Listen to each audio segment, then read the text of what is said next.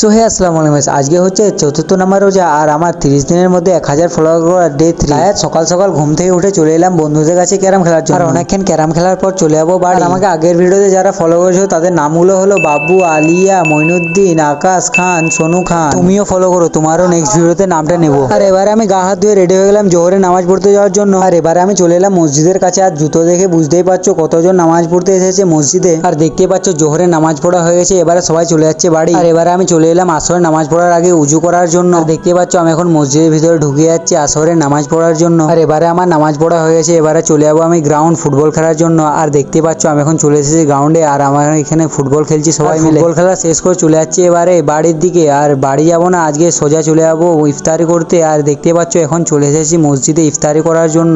আর আমি আছি তৃতীয় তলায়, কারণ দ্বিতীয় তলাটা ওটাই ভর্তি হয়ে গেছে। আর এবারে আজান হয়েছে আর সবাই রোজা খুলছে এবারে। আর আমিও একটা খেজুর দিয়ে প্রথমে রোজাটা খুলে নিলাম, আর তারপরে শরবতটাই খেয়ে নিলাম। আর এরকমই রোজার ভ্লগ দেখার জন্য ফলো করো।